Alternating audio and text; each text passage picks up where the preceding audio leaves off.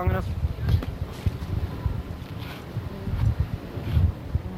You are out your mind. We're not gonna do this here.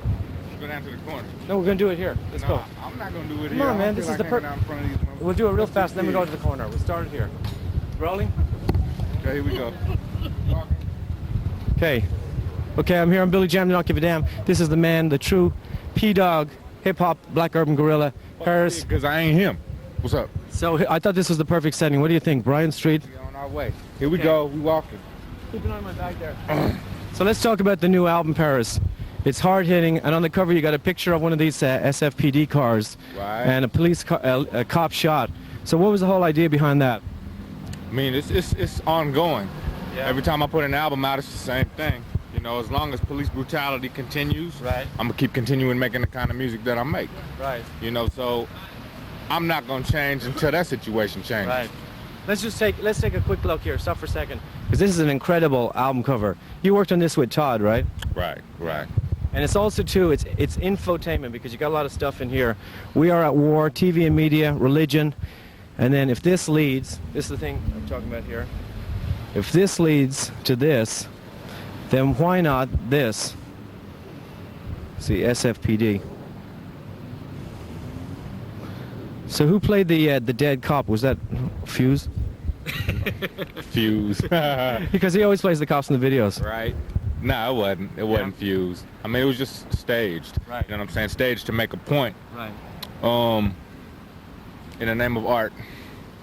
You know. You also talk about, speaking of art, like we got the news on television, which, let's face it, is total bullshit, because it's just the whole thing is formatted. And you talk about the media, something that needs to be addressed. So what do you feel is the state of the media today in this country? I mean, the media can't be trusted.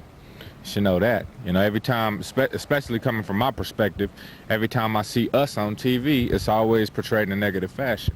You know, about shows like Cops. Exactly, and there's so many of those. You know, I just tell people to just take it at face value.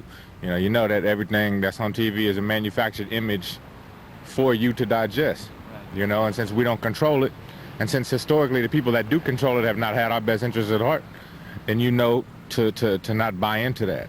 You know, and I want to be sure that people are aware that all of us don't act savage. We're not all thugs. We don't all, you know, we're not all concerned with being violent or smoking weed or drinking 40s or whatever, time after time after time after time. That's all you see us being portrayed as in the media. So, you know, when I come out with something, it's something that's contrary to all of that. You know, and I'm in a situation where I control exactly what I want to say, and, you know, put it out exactly the way I want to put it out. And you know, you sure had a lot of trouble before when you came out with stuff, right? Through Warner Brothers, Tommy Boy? That's right. That's right. You know, now I have Scarface. I got my own label. We distribute it through Priority, and can't nobody shut me down. You know, so I could not only put out my own stuff, but I can help other people come out. And then just do it the way it should be, unfiltered. Well, a lot of people you have coming out, Conscious Doors, of course, really took off. Right.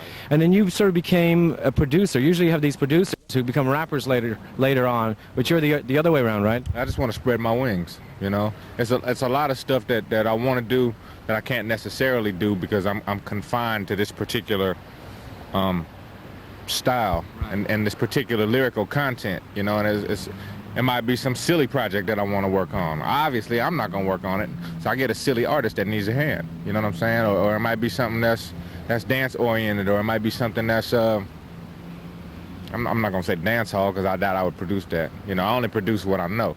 I mean, the Daughters, it's a street female duo, you know what I'm saying? And obviously, because I can't do nothing like that, but I give somebody else the vehicle through which that they can do it, you know? So you have the Conscious Daughters, they on the map, damn near leading the pack as far as the females go. And getting respect from the males, like for the first time, like males really giving respect, right? I think this is the first female album that was done that was treated as though they were treated as though they were an artist instead of being treated as a female artist. Right. You know what I'm saying? Where all the beats are serious, all of the production is serious, you know, everything is a complete package. And you produced that whole thing, right? Right. One thing that's consistent, even though it's not the flavor of the moment with a lot of people, is talking about socially conscious.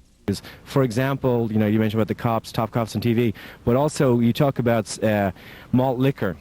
Right. You want to talk a bit about that in the track that you mentioned it? I mean, there's a song on the album called 40 Ounces and a Fool, which is my kind of twist it's less like satire. You know, it's my poking fun at people that that do more liquor ads. I wouldn't really say poking fun at them, but you know, it's pretty much a diss.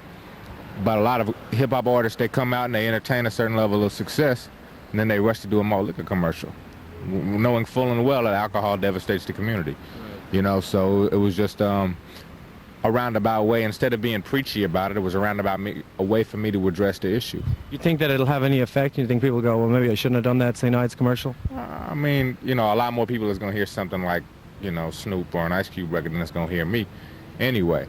You know, so I doubt very seriously that has any kind of effect on them, but it's something that's alternative from what you have. Okay, another thing too is the video. The video is incredible. You did 3 versions, is that right, of it? Just one. You just did the one? One with guns, one without. Yeah. Yeah. Now that was obviously creative control at play right there, right? Yeah, because there's a lot of places where you don't get to put a video with guns on it. Right. You know, so the one that I have with guns, I want to be sure that everybody can get into, you know, for the people that will play it. And then the gunless version, places like BET and, you know, whoever else can't have guns in their programming, they get to play that version. Okay, but then when we come back with this is like such double standards with the videos, no guns in videos, and yet, like we were talking about Top Cops, they'll show that. I mean, is that the greatest hypocrisy or what? I don't control the media. But you know the TV shows, to me, when I watch Highway Patrol Adventures, what it means is that they can pull anyone over and search them for any reason, because they'll just like pull behind you until they see, right? Basically. And you got to keep them. There was a special on not too long ago there was a spotlight on a show called American Detective, where somebody who actually edits that footage saw the entire thing, because everything that you see on Cops, everything that you see on, you know, any one of these police shows only shows you a certain portion. They only show you the finished product of what they want you to see. Right. They don't show you the brutality. They don't show you, you know, the racial slurs and the name calling and the beating. They don't show you all that. They just show you this, you know, painting police in a good image kind of thing. And it's propaganda for the police. It's propaganda for the government. But see, a lot of people don't take it that deep. But it is, you're right. But the funny thing is, like, all these shows, they popped up all of a sudden. There must be like 6 different ones. So why did they come in at this time? Like, when did they first start? Was it like 2, 3 years? Based on the fact that I guess the first one was Cops, I guess, and it, you know, it did so well. People like seeing those images, I guess, you know. And why? Why do they like the images?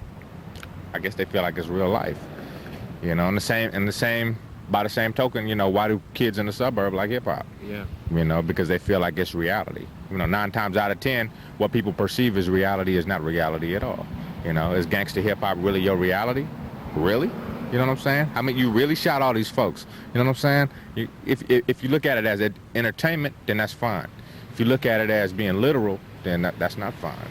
See what I'm saying? Then you have to be able to discern what's correct and what's fake, what's real and what's fake. But what about like giving mixed messages? You know, people say, oh, you shouldn't be positive in one song, and then like talking about safe sex, and then just dissing women in the next. What's your views on that? You should not do what? What's your views on people being like consistent, that they're either all gangster or all positive? If that's what you want to do, then that's what, you know what I'm saying? I'm not going to tell nobody what they can do or what they can't do. Yeah. You know, I'm not going to necessarily knock the next man for what he's doing, you know, but be consistent about it. Don't be a gangster 1 minute, then be rapping about, you know, cookies the next minute, you know what I'm saying? And then come back and be singing the next minute. Be consistent with what you're talking about. Not saying limit yourself artistically, but be consistent. So Guerrilla Funk is the new single. It's out there, and we should be hearing more of it. I don't hear enough of it on the radio. Do you have any problem like getting on these radio stations, or what? Control the radio. But what happens? What do they say? Well, you're too political there. You're talking about the SFPD. I don't really trip off of it, because for the people that are my fan base, that like what I'm doing, they know what to expect. Right. I'm not gonna never disappoint. It's always gonna be positivity. It's always gonna be